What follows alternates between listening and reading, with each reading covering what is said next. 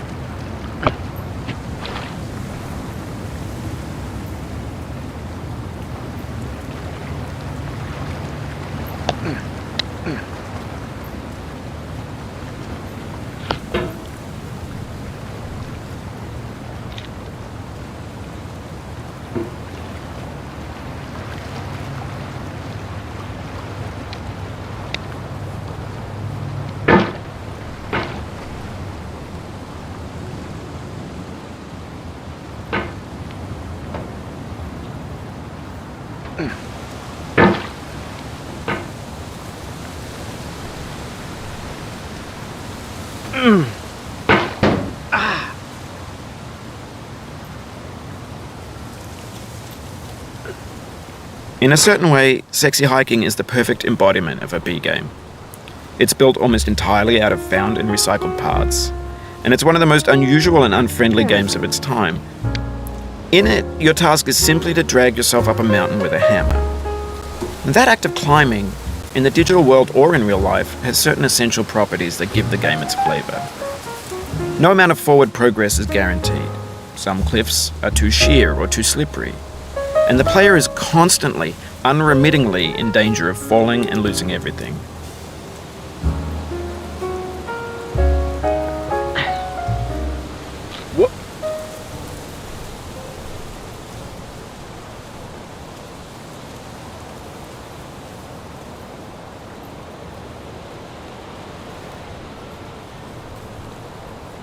Anyway, when you start Sexy Hiking, you're standing next to this dead tree that blocks the way to the entire rest of the game.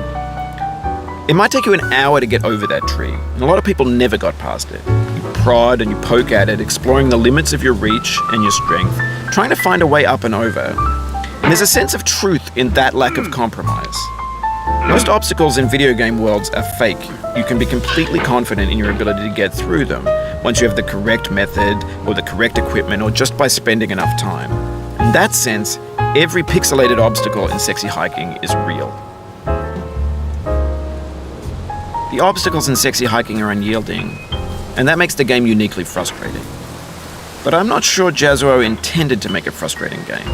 The frustration is just essential to the act of climbing, and it's authentic to the process of building a game about climbing. A funny thing happened to me as I was building this mountain. I'd have an idea for a new obstacle, and I'd build it, test it, and it would usually turn out to be unreasonably hard. But I couldn't bring myself to make it easier. It already felt like my inability to get past the new obstacle was my fault as a player rather than as a builder. Imaginary mountains build themselves from our efforts to climb them, and it's our repeated attempts to reach the summit that turns those mountains into something real. When you're building a video game world, you're building with ideas, and that can be like working with quickset cement. You mold your ideas into a certain shape that can be played with, and in the process of playing with them, they begin to harden and set until they're immutable, like rock. And at that point, you can't change the world, not without breaking it into pieces and starting fresh with new ideas.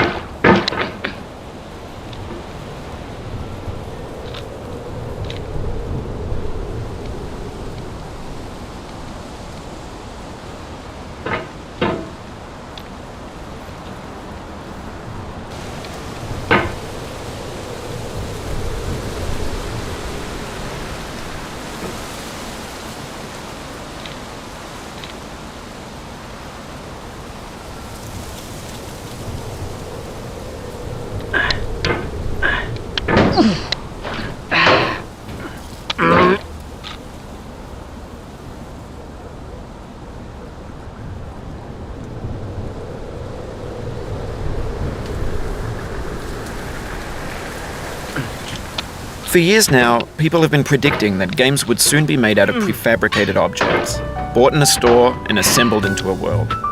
And for the most part, that hasn't happened, because the objects in the stores are trash. I don't mean they look bad or that they're badly made, although a lot of them are. I mean they're trash in the way that food becomes trash as soon as you put it in the sink. Things are made to be consumed and used in a certain context, and once the moment is gone, they transform into garbage. In the context of technology, those moments pass by in seconds.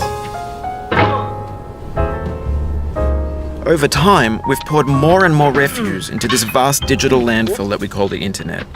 It now vastly outnumbers and outweighs the things that are fresh and untainted and unused. When everything around us is cultural trash, trash becomes the new medium, the lingua franca of the digital age. And you can build culture out of trash. But only trash culture. B games, B movies, B music, B philosophy.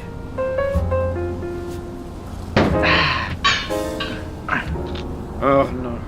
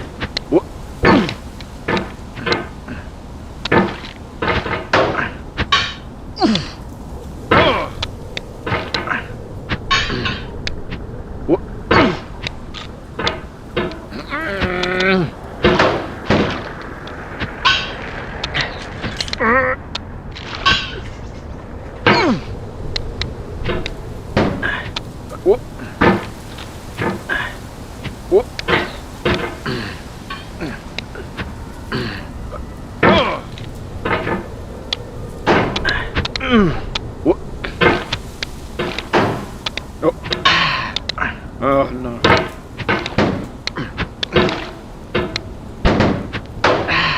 What? Oh.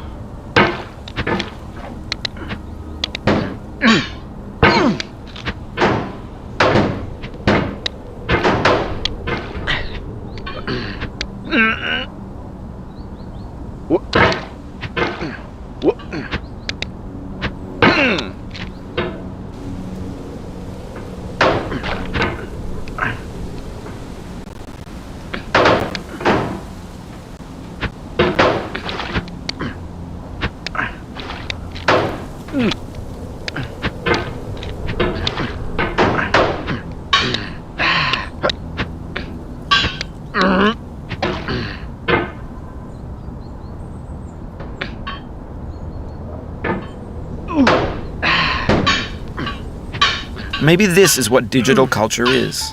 A monstrous mountain of trash, the ash heap of creativity's fountain. A landfill with everything we ever thought of in it. Grand, infinite, and unsorted.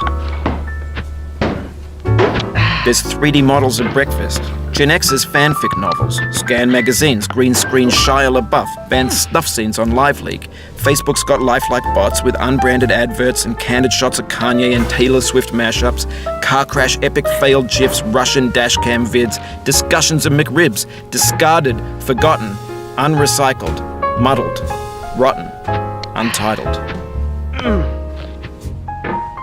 Everything's fresh for about 6 seconds, until some newer thing beckons, and we hit refresh. And there's years of persevering, disappearing into the pile, out of style, out of sight.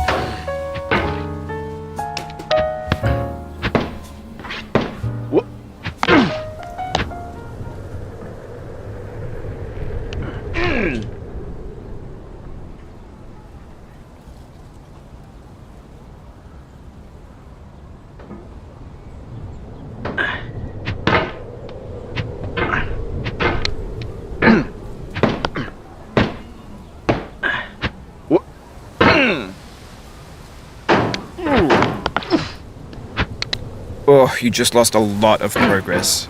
That's a deep frustration, a real punch in the gut.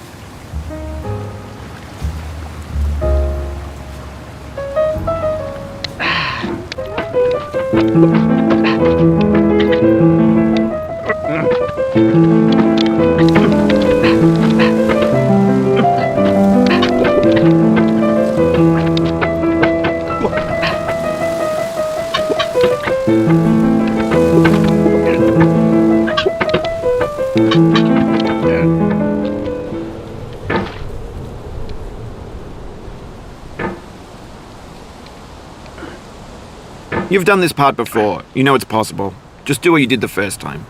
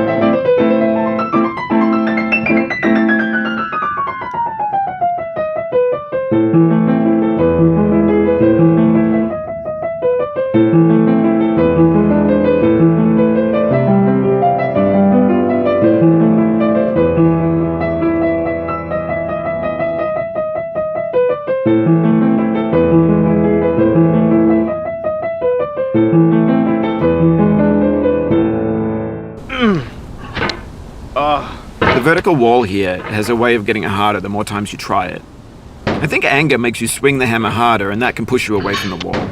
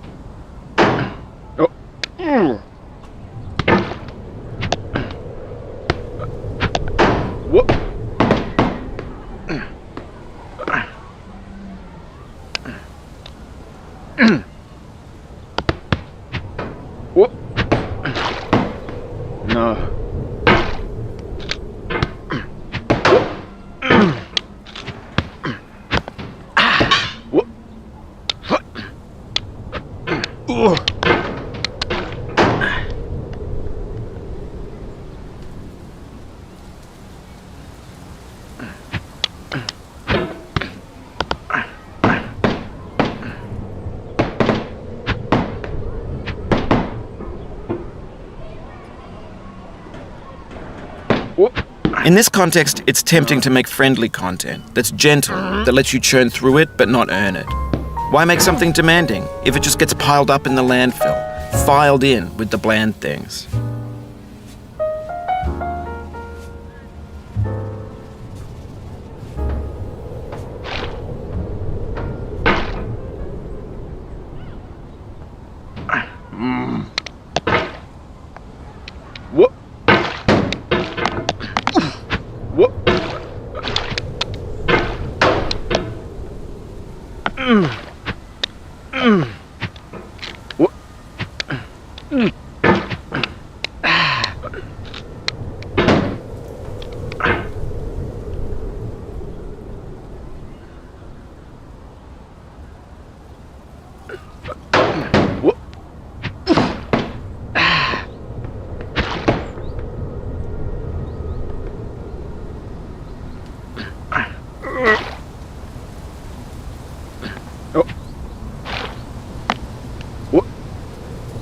Oof, sorry about that. Oh, it happened again. Keep on trying, don't let it get to you. This thing that we call failure is not the falling down, but the staying down. Mary Pickford.